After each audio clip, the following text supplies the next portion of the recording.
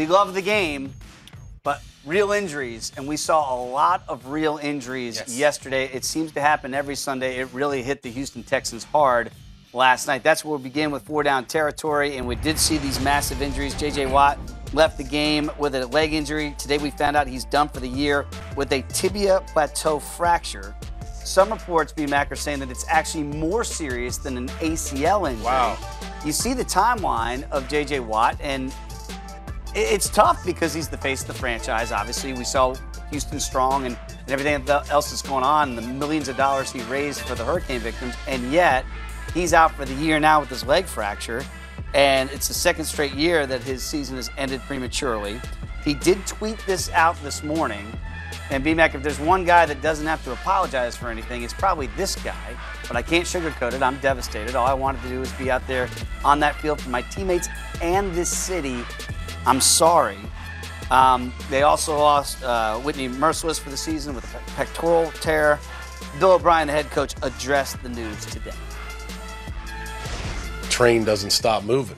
You know, the train keeps going, and that's the deal with the league. That's what makes the NFL what it is. And these guys that are there, you know, they're going to have to step in. And like I said to James, it's going to be multiple guys. That's not going to be. You don't replace J.J. Watt or Whitney Mercilus with one guy. I mean, that's ridiculous.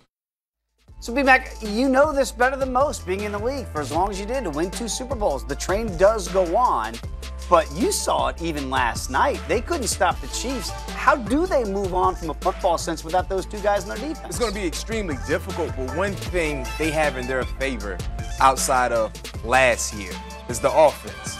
The offense is now, with Deshaun Watson at the starting quarterback position, they have life. They can score points. They played against the best team in the NFL and made it extremely close towards the end of the ball game. So can they score enough points? Because you didn't just lose your best defensive player. You lost your second best defensive player also. Whitney Mercilus, he's a big-time playmaker, not just rushing the passer, but just playing good defensive football. You had him last year when you didn't have J.J. You lost 2 guys. That's going to be hard to overcome. So now Jadeveon Clowney, he has to play much better football.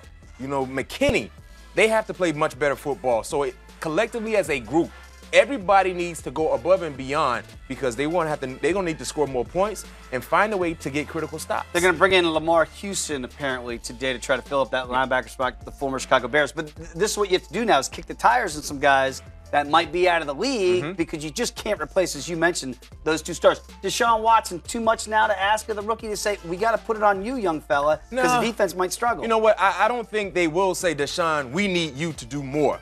It's collectively as a group. Yeah. Offensively, they have found their stride as far as DeAndre Hopkins, now Lamar Miller. He's playing good football. The offensive line, they're catering to what Deshaun Watson does best. And it's about Bill O'Brien trying to find a way to execute what their strengths are offensively.